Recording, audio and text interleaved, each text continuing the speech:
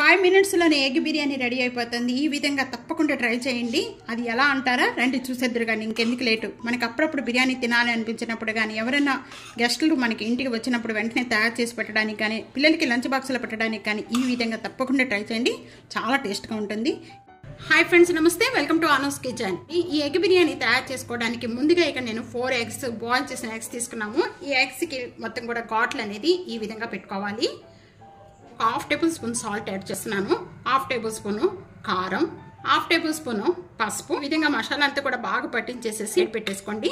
Pan లో నేను 1 table spoon oil add చేస్తున్నాను. మసాలా పట్టించిన ఎగ్స్ అన్ని కూడా ఈ ఆయిల్ లో వేసేసుకొని ఫ్రై చేసుకోండి 1 minute వరకు కూడా. 1 minute వేగిన వెంటనే కూడా ఈ ఎగ్స్ అన్ని తీసేసి నేను ఒక బౌల్ లో వేసేస్తున్నాను. వేరొక ప్యాన్ లో 2 table spoon oil, 1 table spoon నెయ్యి. ఇది మామూలుగా కావాలి అనుకుంటే కనుక మీరు నెయ్యితో కూడా చేసుకోవచ్చండి. ఎంత కూడా బాగా కాగిపోయిన వెంటనే కూడా 3 యాలకులు, ఒక 4 లవంగాలు, అనాస పువ్వు, 2 దాల్చిన చెక్క, ఈ స్పైసెస్ అన్ని కూడా యాడ్ చేశాను. పచ్చిమిర్చి, 2 ఉల్లిపాయలండి చిన్న చిన్న పీసెస్ కట్ చేసి పచ్చి స్మెల్ పోయేంత వరకు కూడా వేయించుకోవాలి. ఈ విధంగా కలర్ చేంజ్ అయిపోయిన వెంటనే కూడా 1 tablespoon ginger garlic paste add చేసి పచ్చి స్మెల్ పోయేంత వరకు కూడా బాగా వేయించుకోవాలి. జింజర్ గార్లిక్ పేస్ట్ వేగిన వెంటనే మంచి స్మెల్ వస్తుందండి. ఈ టైంలో ఇక్కడ 2 టమాటా తీసుకున్నాను. ఈ టమాటా అంతా కూడా ఈ విధంగా బాగా మగ్గిపోయి ఆయిల్ అంతా కూడా బాగా సపరేట్ వచ్చేసింది.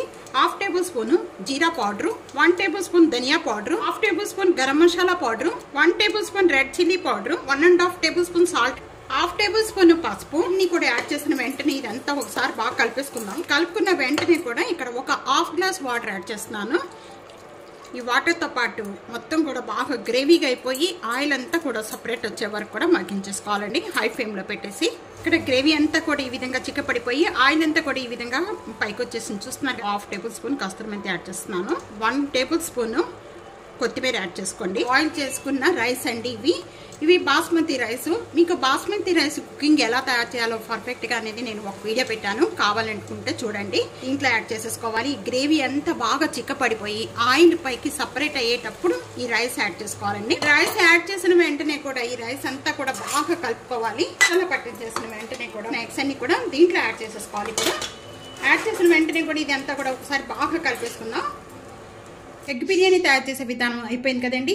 మనం రైతా తయారు చేసుకునే విధానం చూద్దాము. రైతా తయారు చేసుకోవడానికి ఇక్కడ నేను ఒక బౌల్లో 1 కప్పు చిన్న చిన్న పీసెస్ కట్ చేసిన ఆనియన్స్ వేస్తాను. ఒక హాఫ్ కప్ అనేది టమాటా పీసెస్, కొన్న 1 tablespoon carrot pieces, 1 tablespoon capsicum, ఒక పచ్చిమిర్చి, chaat masala powder half tablespoon roast చేసిన జీరా పౌడర్, హాఫ్ టేబుల్ స్పూన్ కొత్తిమీర, 1 కప్పు పెరుగండి.